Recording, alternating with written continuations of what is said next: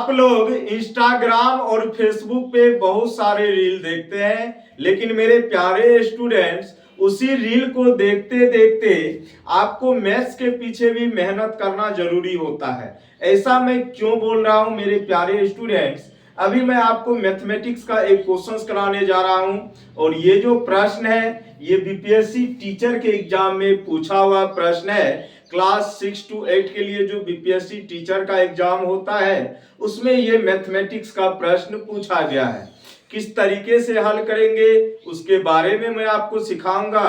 और मेरे प्यारे स्टूडेंट्स, मैं एक चीज दावे के साथ कह सकता हूं कि अगर आज के बाद आप इस प्रश्न को हल करेंगे तो कहीं पे भी रत्ती भर भी आपको कोई प्रॉब्लम्स नहीं होगी। तो कैसे करेंगे हल उसके बारे में सीखते हैं। पहले हम लोग क्वेश्चंस को पढ़ेंगे, उसके बाद इसके कॉन्सेप्ट के बारे में सीखेंगे। तो मेरे प्यारे स्टूडेंट्स, इसमें कहा गया है एक तांबे के तार को मोड़कर एक समबाहु त्रिभुज बनाया गया है। एक समबाहु त्रिभुज बनाया गया है जिसका क्षेत्रफल 121√3 वर्ग सेंटीमीटर है।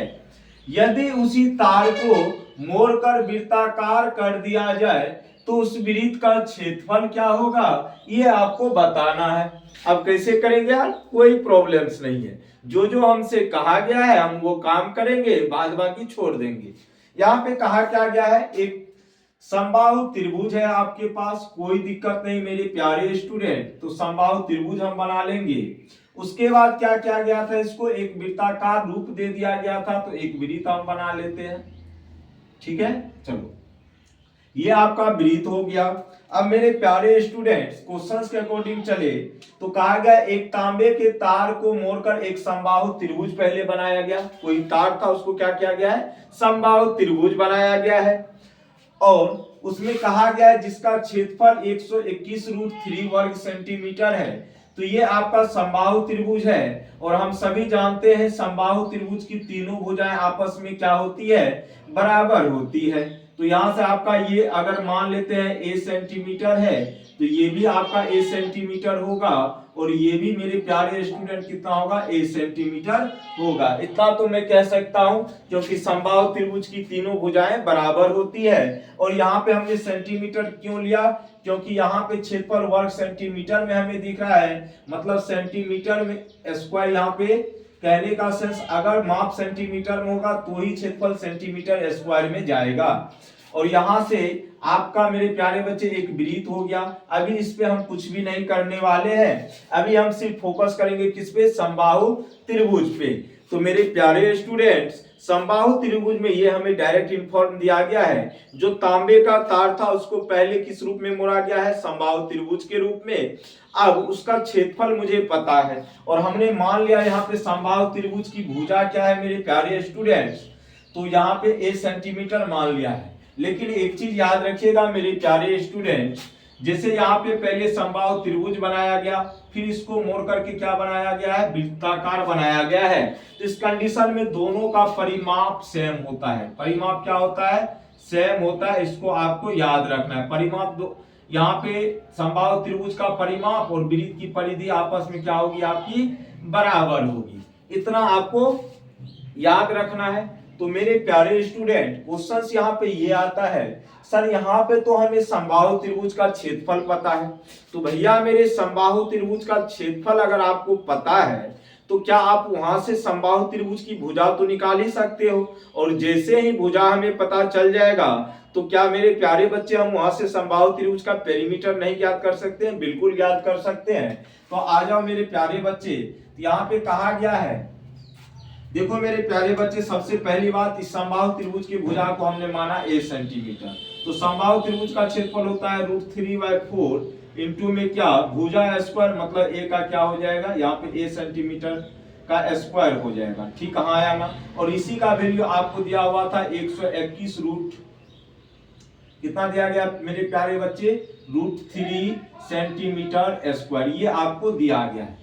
अब यहां से हमें वैल्यू ही तो निकालनी है और कुछ तो करना नहीं है, बोलो हाँ या ना। ये क्षेत्रफल आपका हो गया। अब भुजा आपको दिया हुआ है तो हम क्या जानते हैं, समबाहु त्रिभुज का क्षेत्रफल √3/4 गुना भुजा स्क्वायर। तो अब मेरे प्यारे बच्चे एक चीज बताओ, यहां से तो यहां से √3/4 √3/4। ए की जगह कुछ नहीं पता तो ये ए सेंटीमीटर स्क्वायर हो जाएगा, हाँ या ना, बोलो जरा सा। बराबर में 121 √3 सेंटीमीटर स्क्वायर, हाँ या ना।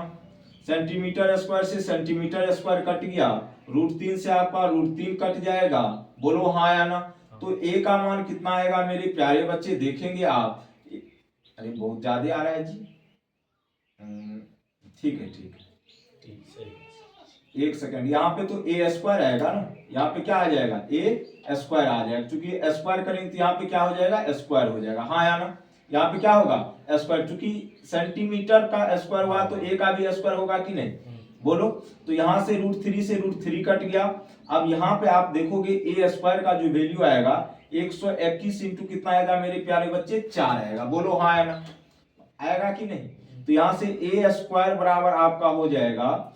अब देखो इतना हमें कुछ करने की जरूरत नहीं, मुझे चाहिए ए का मान, किसका मान चाहिए, ए का। तो स्क्वायर हटेगा तो इधर किस में होगा, रूट में होगा, बोलो हाँ या ना, होगा कि नहीं। तो 121 का वर्गमूल कितना होता है, 11, और 4 का वर्गमूल 2, तो ये कितना हो जाएगा, 22। कितना हो जाएगा, 22। तो ए का वैल्यू कितना निकला, 22 निकला, कितना, 22। ऑलरेडी आप सेंटीमीटर यहाँ मान चुके थे, तो मतलब यहाँ पे भुजा कितना आ गया आपका, 22 सेंटीमीटर, बोलो हाँ या ना, आ गया कि नहीं। अब आगे थोड़ा सा हम बढ़ने का प्रयास करेंगे। अब यहाँ पे देखेंगे आपने क्या निकाला है, समबाहु त्रिभुज का भुजा निकाला है, क्या निकाला है, भुजा। लेकिन आपको हमने क्या बताया था मेरे प्यारे स्टूडेंट्स, इस कंडीशन में समबाहु त्रिभुज का परिमाप और विरित के रूप में जो मोड़ा उसका परिधि दोनों क्या होंगे, बराबर होंगे। तो यहाँ से क्या हो जाएगा आपका मेरे प्यारे स्टूडेंट्स, 3 गुना भुजा ये बराबर हो जाएंगे किसके, 2πr के, किसके बराबर होंगे, क्योंकि वृत्त की परिधि क्या होती है, 2πr, और यहाँ से इस वृत्त की त्रिज्या को आप r मान लीजिए, कोई दिक्कत। तो यहाँ से देखेंगे 3 गुना भुजा कितना आया है, 22 आया, कितना आया बच्चे, 22। 2 गुना पाई का मान क्या लेना है, 22/7, r का वैल्यू नहीं पता। अब यहाँ से 22 से 22 कट गया, बोलो हाँ या ना, अरे कट गया ना जी। अब देखो यहाँ से क्या हो जाएगा आपका 7 या 21, तो r का मान हो जाएगा 21 बटे कितना, 7 या 21/2। तो ये किसका मान निकल के आया, r का मान, किसका मान निकल के आया, r का मान निकल के आया। और हमें क्या निकालना है मेरे प्यारे स्टूडेंट्स, हमें निकालना है क्या, समबाहु त्रिभुज विरित का क्षेत्रफल निकालना है, क्या निकालना है। अब r का मान पता चल गया तो हम विरित का क्षेत्रफल तो निकाल ही सकते हैं।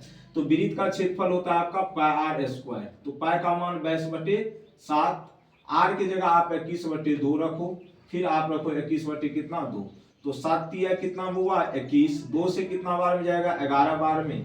तो देखेंगे आप 21 या 63 गुना 11 हो जाएगा 663 गुना 11, 693, कितना हो जाएगा 693, और बट्टे में कितना कर देंगे 2, तो ये किस में आएगा आपका, सेंटीमीटर स्क्वायर में आएगा, आएगा कि नहीं। तो आप देखोगे इसको काटेंगे तो 3 हो जाएगा, 2 चौके 8, 2 छाके 12, 2 पंचे 10, तो 346.5 सेंटीमीटर, 346 पॉइंट कितना आएगा, 5 सेंटीमीटर स्क्वायर इस प्रश्न का क्या होगा, सही जवाब होगा। ठीक है, तो किस ऑप्शन में है, option number C for character is the right answer your questions. तो यहाँ पे आप देखेंगे बस कुछ नहीं था, एक काम करना था, जब भी किसी एक चीज को दूसरे चीज में मोड़ा जाता है तो उस कंडीशन में उसका पेरीमीटर क्या होता है, बराबर होता है, क्योंकि भाई लेंथ तो उसकी चेंज हो नहीं सकती है ना, बात को समझे कि नहीं। तो इसी कारण से यहाँ पे आपको समबाहु त्रिभुज का क्षेत्रफल दिया था, यहाँ से पहले आप उसकी भुजा निकाल लेंगे, उसके बाद समबाहु त्रिभुज का पेरीमीटर और विरित की परिधि आपस में बराबर होगी, और r का मान जैसे ही आप पता कर लेंगे वहां से आप विरित का क्षेत्रफल भी निकाल लेंगे, और जैसे ही विरित का क्षेत्रफल निकालेंगे कहानी खत्म। और आज यहीं तक रखते हैं मेरे प्यारे स्टूडेंट्स, कल की क्लास में देखते हैं कि किस तरीके से और भी क्वेश्चंस आपके एग्जाम में पूछे जाते हैं। तो आज के लिए इतना ही, बाय बाय, टेक केयर, जय हिंद, जय भारत।